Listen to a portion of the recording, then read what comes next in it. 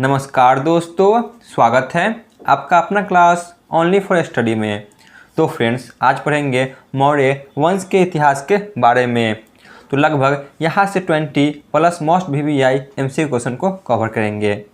तो ये सभी प्रकार के एग्जाम के लिए बहुत ही महत्वपूर्ण है। चलिए क्लास की शुरुआत करते हैं। पहला प्रश्न है, मौर्य वंश के संस्थापक कौन थे? बताइए, जो मौर्य साम्राज्य है तो इसके संस्थापक कौन थे? तो इसके संस्थापक जो कि ऑप्शन सी चंद्रगुप्त मौर्य थे। क्वेश्चन नंबर 2, चंद्रगुप्त मौर्य का जन्म कब हुआ था? जो चंद्रगुप्त मौर्य है, मौर्य वंश के संस्थापक, तो इनका जन्म कब हुआ था? चंद्रगुप्त मौर्य का जन्म ऑप्शन सी 345 ईसा पूर्व में हुआ था। क्वेश्चन नंबर 3, चंद्रगुप्त मौर्य ने किसे हराकर मौर्य वंश की स्थापना की? चंद्रगुप्त मौर्य ने जो कि घनानंद को हराकर मौर्य वंश की स्थापना की। क्वेश्चन नंबर 4, चंद्रगुप्त मौर्य मगध की राजगद्दी पर कब बैठे थे? चंद्रगुप्त मौर्य मगध की राजगद्दी पर कब बैठते हैं? तो यह 322 ईसा पूर्व में मगध की राजगद्दी पर बैठते हैं। क्वेश्चन नंबर 6, चंद्रगुप्त मौर्य कौन से धर्म के अनुयायी थे?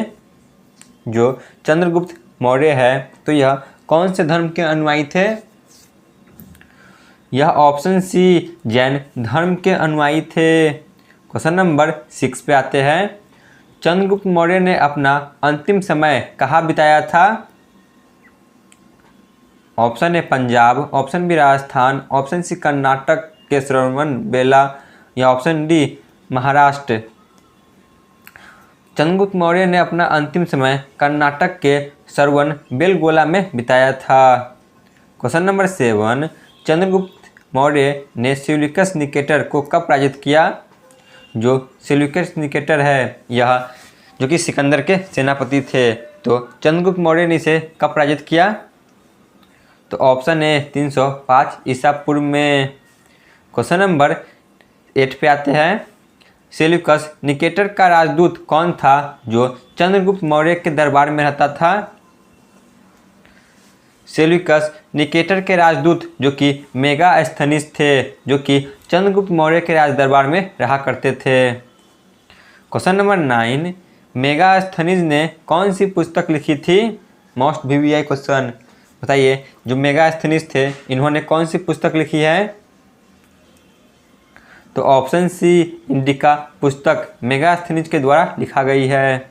क्वेश्चन नंबर 10, चंद्रगुप्त मौर्य की मृत्यु कब हुई थी? जो चंद्रगुप्त मौर्य है तो इनकी मृत्यु कब हुई थी? चंद्रगुप्त मौर्य की मृत्यु ऑप्शन सी 298 ईसा पूर्व में हुई थी।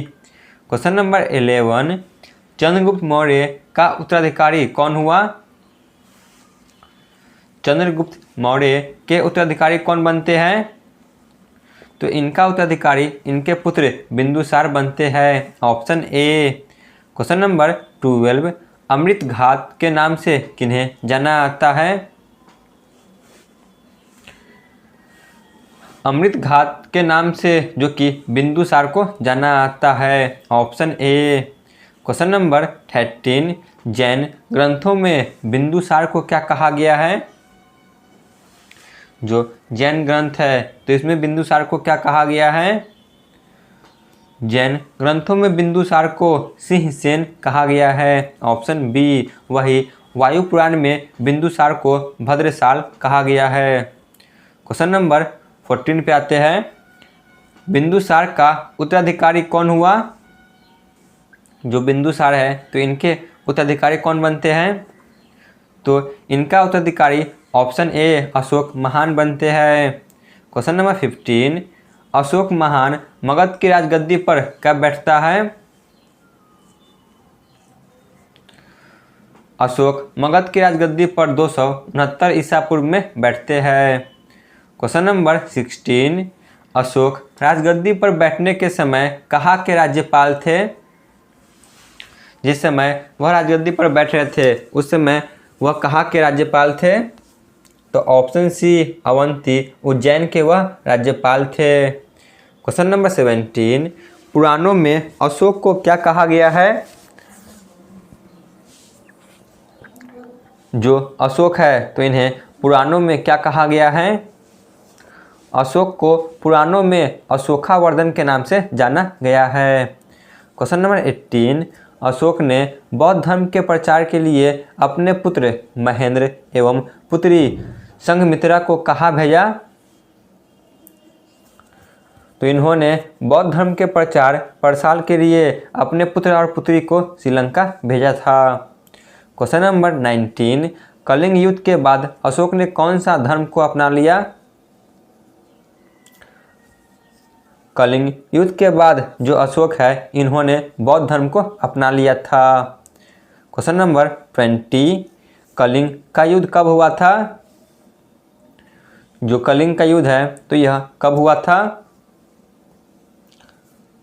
कलिंग का युद्ध जो कि ऑप्शन ए 261 ईसा पूर्व में हुआ था। तो चलिए चलते आज के अंतिम प्रश्न पे। मौर्य वंश का अंतिम शासक कौन थे?